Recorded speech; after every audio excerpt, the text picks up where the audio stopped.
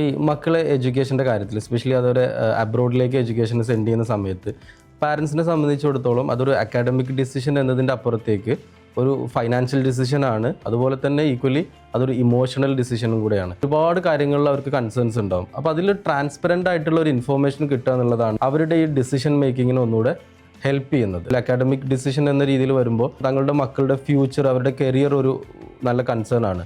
Especially 12th അല്ലെങ്കിൽ UG കഴിഞ്ഞ് higher സ്റ്റഡീസിന് പോകുന്നൊരു സ്റ്റുഡൻറ്റ് ഏത് കോഴ്സ് ഏത് യൂണിവേഴ്സിറ്റിയിൽ ഏത് ഡെസ്റ്റിനേഷനിൽ എടുത്ത് പഠിച്ചാലാണ് അവർ എക്സ്പെക്റ്റ് ചെയ്യുന്ന തരത്തിലേക്ക് അവരുടെ കരിയറിനെ അവർക്ക് പുഷ് ചെയ്യാൻ പറ്റുക എന്നുള്ളൊരു കൺസേൺ ഉണ്ടാവും. ഇവിടെ ഏറ്റവും ഇമ്പോർട്ടൻ്റ് ആയിട്ട് റൈറ്റ് ആയിട്ടുള്ള ഒരു പേഴ്സൻ്റെ അടുത്ത് അല്ലെങ്കിൽ റൈറ്റ് ആയിട്ടുള്ള ഒരു ഇൻസ്റ്റിറ്റ്യൂഷൻ്റെ അടുത്ത് റൈറ്റ് ആയിട്ടുള്ള ഒരു കമ്മ്യൂണിക്കേഷൻ പോസിബിൾ ആവുകയാണെങ്കിൽ ആ ഒരു ഏരിയ ഈസി ആയിട്ട് പാരൻസിന് കവർ ചെയ്യാൻ പറ്റും. ഇതിലൊരു സെക്കൻഡ് പോയിൻ്റായിട്ട് നമ്മൾ പറഞ്ഞത് ഇമോഷണൽ ഡിസിഷനെ കുറിച്ചിട്ടാണ്. സ്വാഭാവികമായിട്ടും മക്കൾ സ്റ്റഡീസിന് വേണ്ടിയിട്ട് പുറത്ത് പോകുന്ന സമയത്ത് പാരൻസിനെ സംബന്ധിച്ചിടത്തോളം ഉണ്ടാകുന്ന മെയിനായിട്ടുള്ള ഒരു ഇമോഷണൽ കൺസേൺ എന്ന് പറയുന്നത് അവരുടെ സേഫ്റ്റി ആയിട്ട് ബന്ധപ്പെട്ട സെക്യൂരിറ്റി ആയിട്ട് ബന്ധപ്പെട്ട കാര്യങ്ങളാണ്. അതുപോലെ തന്നെ അവർ പോകുന്ന സ്ഥലത്തെ ഒരു കൾച്ചറുമായിട്ട് ബന്ധപ്പെട്ടിട്ടുള്ള കാര്യങ്ങളാണ്.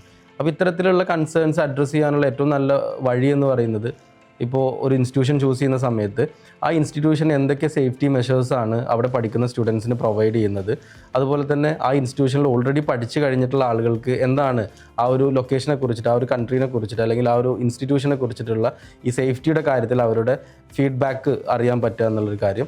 ഇത്തരം കാര്യങ്ങൾ നേരിട്ട് ചോദിച്ചറിയുന്നതിലൂടെ നമുക്ക് എന്ത് ചെയ്യാൻ പറ്റും, ഈ രണ്ടാമത്തെ ഒരു ഏരിയയും കവർ ചെയ്യാൻ പറ്റും. ഇതിൽ തേർഡ് കൺസേൺ എന്ന് പറയുന്നത് ഇതൊരു ഫൈനാൻഷ്യൽ ഡിസിഷൻ ആണെന്നുള്ളതാണ്. ഇപ്പോൾ അബ്രോഡ് സ്റ്റുഡൻസിനെ സെൻഡ് ചെയ്യുന്ന സമയത്ത് അവരുടെ ട്യൂഷൻ ഫീ, അവരുടെ ലിവിങ് കോസ്റ്റ്, ഇത് കൂടാണ്ടുള്ള അതർ എക്സ്പെൻസസ്, ഇനി ഇതിൻ്റെ ഒരു ROI എങ്ങനെയായിരിക്കും, ഈ കോഴ്സ് പഠിച്ചു കഴിഞ്ഞാൽ ഇവർക്ക് ഒരു കരിയർ ബിൽഡ് ചെയ്യാനുള്ള പോസിബിലിറ്റീസ് എത്രത്തോളമാണ്. ഇവിടെ പ്രോപ്പർ ആയിട്ടുള്ളൊരു ഫൈനാൻഷ്യൽ പ്ലാനിങ് ആവശ്യമാണ്. ഇപ്പോൾ നമ്മൾ സേവിങ്സ് നിന്ന് അതിന് യൂസ് ചെയ്യണോ, അതല്ല നമുക്ക് എഡ്യൂക്കേഷൻ ലോൺ പോലെയുള്ള പോസിബിലിറ്റീസ് എക്സ്പ്ലോർ ചെയ്യണോ, ഇതിന് ആക്ച്വലി നല്ലൊരു ഫൈനാൻഷ്യൽ പ്ലാനിങ് കിട്ടിക്കഴിഞ്ഞാൽ ഈ ഒരു പാർട്ട് നമുക്ക് വളരെ ഈസി ആയിട്ട് ക്ലിയർ ചെയ്യാൻ പറ്റും. അപ്പോൾ ഇത്തരത്തിൽ നമ്മൾ ഡിസ്കസ് ചെയ്തിട്ടുള്ള ഈ കൺസേൺസിനെ അഡ്രസ്സ് ചെയ്യുക എന്നുള്ളതാണ് ഇത്തവണ ബജറ്റിലാക്കാൻ മലേഷ്യ 2.0യുടെ ഇൻറ്റൻഷൻ എന്ന് പറയുന്നത്. സോ മലേഷ്യയിൽ ഹയർ സ്റ്റഡീസ് പ്ലാൻ ചെയ്യുന്ന സ്റ്റുഡൻസും പാരൻസും ഡെഫിനറ്റ് ആയിട്ടും ഈ ഇവൻറ്റ് അറ്റൻഡ് ചെയ്യണം.